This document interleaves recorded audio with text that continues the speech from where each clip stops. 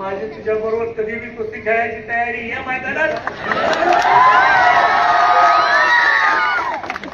कधी लंगोर बांधायला तयार आहे मी. आणि म्हणतो मी असं बोलणार नाही कसं बोलणार, काय बोलायचं ते बोल एकदा या नादू. स्पर्धा या शहरामध्ये काय कामं करायची याची झाली पाहिजे. पण हा म्हणतो आमदाराला नीट उठताच येत नाही, बसताच येत नाही आणि तुझ्या उरावर बसतो ना.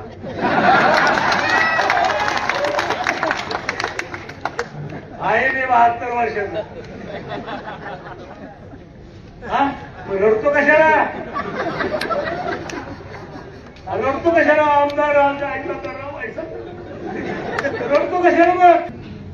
त्याच्यानंतर तुला बोलायची संधी नाही मिळणार, कारण तुझी खरी जागा जेलमध्ये.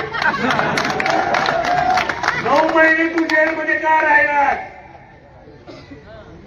याचं जाहीर उत्तर पहिल्यांदा दे, मग माग फिर. काय नैतिक अधिकार आहे तुला. 10 लाखात ओबीसीचं सर्टिफिकेट आणतो. एखादा ओबीसी केला असता उभा तर मला कळलं असतं की ठीक आहे ओबीसीला न्याय मिळणार आहे. पण जनरल मध्ये तू, ओबीसी मध्ये तू, मागासवर्गीयासाठी तू, काय तू. अरे हे नगरपालिका काय तुझी बापदादेची प्रॉपर्टी आहे का. तुझ्याशिवाय नगरपालिका चालत नाही का. मागच्या 3 वर्षात करोडो रुपयाची कामं झाले. तुम्ही सत्तेवर होता का.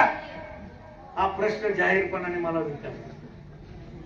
आणि दुसरा नेता आलाय त्याच्या पाठीमागे. काळू बाळूचा तमाशा सुरू झालाय माजलगावमध्ये. हा बाळू रडणारा आणि काळू त्याला सांगणारा, मोठमोठ्याने बोलणारा.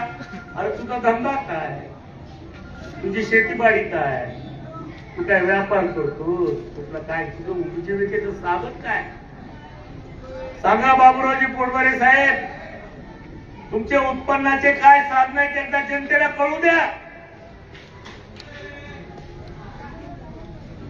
फक्त दबावाचं राजकारण करायचं, खंडी मागायची याच्याशिवाय यांचं राजकारण.